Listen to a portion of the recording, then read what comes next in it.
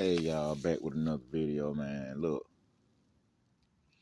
a lot of people gonna be talking hella trash today, and I get it. It's well deserved. Georgia came out there and looked like mashed potluck. Looked like they was scared to play. I didn't get into an argument, but I did have a few words like agreements and observations that was on the MeWe page that I was on that was talking about Georgia Bulldogs and college football in general. And one of the people on there had said that Georgia looked like they were scared or something to that effect, or um something along the lines of, no, I said they looked like they were playing scared, and he was like, it's not the coaches, it's the play calling. I was like, yeah, I agree with you, but at the same time, you can't call the same plays that you see not working and not switch up to nothing else. Now, I said in previous videos, or even just spoken to some people, and I was saying that I give Bobo like 2 years, 2 to 3 years, because I'm not going to give him the same time as a head coach, because he's not a head coach. He has been a head coach. He is now a coordinator. He learned a year under Monken, if that, and pretty much put his seasoning on the offense. Now, do I think that Kirby and the staff are trying not to reveal a whole lot before the Alabama game? To a degree, I do. Because that's going to be a game. Alabama out here blowing folks out like Nick Saban has never left. That's to be expected. Georgia out here looking like Mark Richt is in the damn back office somewhere calling plays or something, because this offense did not look like it was trying to do anything. And this is not all Bobo's fault. The offensive line looked like they were scared to do anything. Kentucky came out there with a chip on their back and a boot to try to put up Georgia's ass, and they came out there to do exactly that. And I commend Kentucky for coming out here fighting like hell all game long. I commend their fans for coming out there and putting on a damn show, making it hard to hear, disrupting what was going on, had a lot of penalty calls that don't normally happen under a well-disciplined team. Georgia just basically looked like a rebuilt team playing Kentucky. That's basically what they look like. Look like there was no veterans at all on that squad. And I'm saying at all as in the whole team as offense and defense. They were just making too many unnecessary mistakes. Some mistakes could not be avoided. I'm not counting those. I'm talking about blocks in the back. We got away with a face mask on the same play that they got called for a face mask on. That was crazy. Beck, he damn near scrambling for his life. That left side of the line needs to be dealt with. Cause you got a big body over there. You got a dude that's about 300-some pounds that looked like he should be a guard in a tackle spot. But it was killing him off the edge. And then I can't even remember what play it was. I'm looking at Kentucky had the majority of their pressure coming off of the left side of the offense. He didn't shift nobody over to protect that. No call was made to pick that up. Soon as he hiked the ball, two people came in there and they was about to knock it grill loose. Another commenter said that was on the MeWe page was saying that Beck was playing like he was hurt. I really couldn't tell. And I think about it because it reminds me of when Fromm got hurt. He wasn't really throwing the ball deep downfield like that.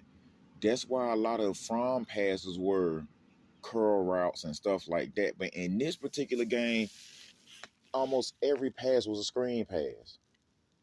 Okay, the shit not working. Put Gunner little goof ass in there. He been at the school for 2 years. 2 or 3 years, I think 3. Put Gunner little goof ass in there. Let him use his feet. Let him take the fuck off. No, you keep Beck in there. Then he get his shit rocked. Now he hurt. Only thing that's saving us now is that we got a bye week before the Alabama game. I'm like, this is what pisses me off about the Kirby staff or any coaching staff in this regard. You recruit all these goddamn players and you bring them to the school, especially the ones that's been there for longer than a year, longer than 2 years. Longer than 2 years, and you do not put them in the game. The game is tight, your man hurt. Rotate their ass out.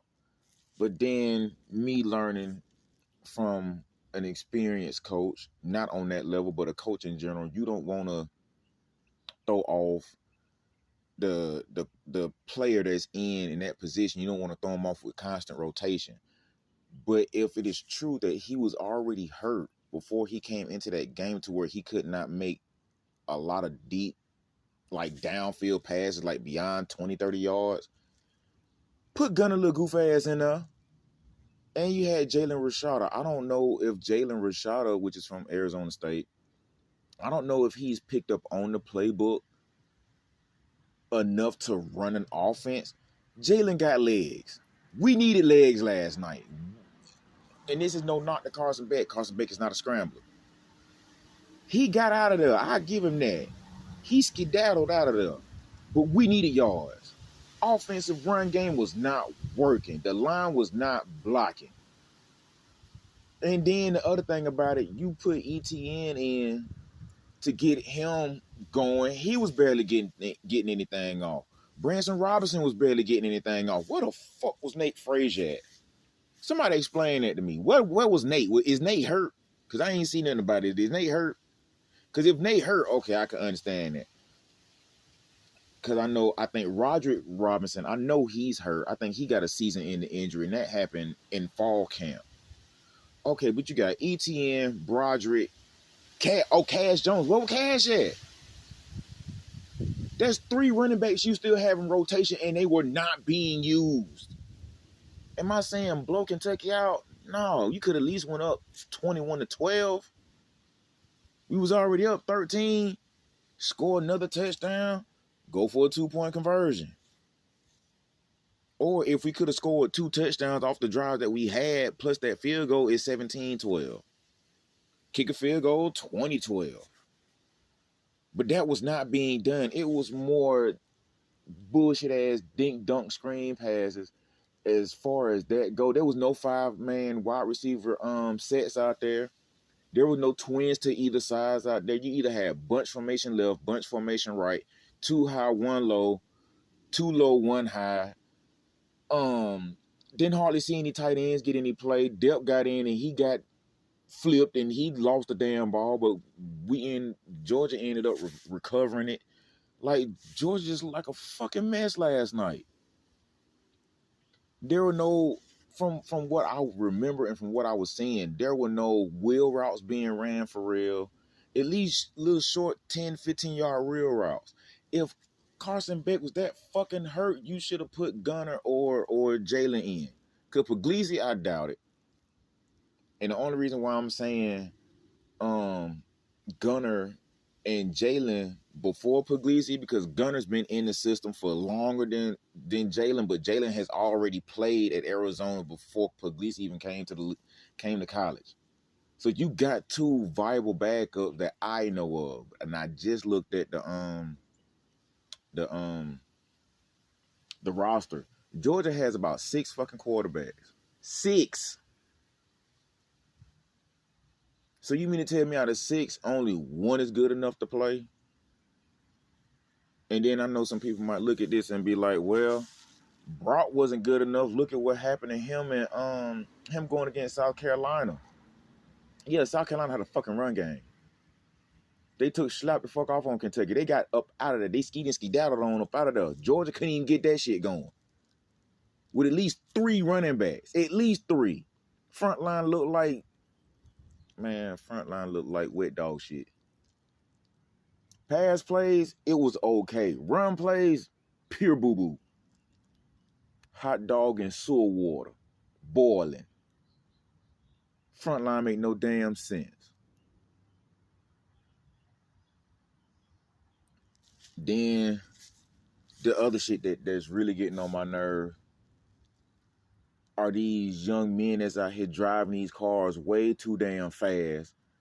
You're at a school that has a lot of eyes, not all, but a lot of eyes on it. You get out here and you fart wrong. They on your ass. He must not have been here last year when the player and the staffer got into an accident and lost their life. Then the player before him, he got in trouble for racing or whatever the case may be. ETN got in trouble for DUI. Like, what the fuck are y'all doing at Georgia? This ain't going to the staff. I ain't talking to the staff. I'm talking about the players. Like, y'all out here fucking y'all life up on veteran mode. I wouldn't be surprised if they pull some Mark Richt type shit. They start suspending your ass for 4 and 5 games every time one of y'all fuck up. Because y'all really out here living y'all life on easy mode with not giving a fuck about your life, your career, your family life, your family name. You out here looking crazy as hell. Then people want to be like, well, the staff and the coaches should do something. Let me break that down to you right quick. When you were young and you got a chance to get the hell away from your parents, as me saying this in the regards of a young adult, did you really think anybody could tell you shit? Hell no, that's exactly what they're doing. Oh, we grown, we away from our parents, we got money. Even if you ain't got a whole lot of money to be doing it like that, you're away from your parents, you're away from authority figures. People are not going to be able to watch people 24/7. They have to grow the fuck up and man up on their own. Doing this type of shit is uncalled for. And I'm not just talking about Georgia players. I'm speaking on it in this aspect because this is the team that I like to watch. This goes for any college student, any young person in general. Stop doing reckless shit. You're not immortal. You're not invincible, even though you feel like that. Coming from people who have probably told you that, coming from a person who damn near felt like that at one point in their life. When you're young, you feel like nothing can happen to you. You think nothing can happen to you. You think, it's the other person that it's going to happen to. No, this shit can happen to you. There are plenty of young people that's not even in the status or realm of being viewed like the way y'all are, and they're going through the exact same shit. I hate having accidents, and no, I'm not blaming any teenager to young adult for that. They can be just driving down the street and get hit, and they lose their life. It ain't their fault. But what I'm saying is, y'all gotta stop with this dumb shit, man. Like, this is beyond ridiculous. Me personally, what I would like to do is put everybody in Priuses. Make everybody drive a Prius. I don't give a damn what your NIL look like. Yeah, your ass driving a Prius. Since y'all want to be too fast, too furious, your ass gonna be too slow to go anywhere around here, bitch. Your ass gonna be in a Prius, a Camry, Honda Accord. I'll put your ass in one of them. Since y'all showing that y'all don't know how to act. And I'm not even going to say some players and probably talk to the person to not do it. You probably had no idea this person was finna get behind the wheel and take off the way that they took off. I'm quite sure the coaches and the staff and everybody around there has talked to a lot of them students and players and told them what not to do. You're in Athens, Georgia. The police are looking to make a name out of you. I hope somebody send this to one of them players and let them hear this shit. One of the people that I know put me on fucking Instagram, Twitter, whatever, and let them hit it, because this makes no damn sense. And I'm not saying it in the aspect of not be a teenager, but you got to look out for what you getting ready to bring to the table. Whatever major you're studying in and you don't plan on going to the league, cool, don't do that. The league ain't for everybody.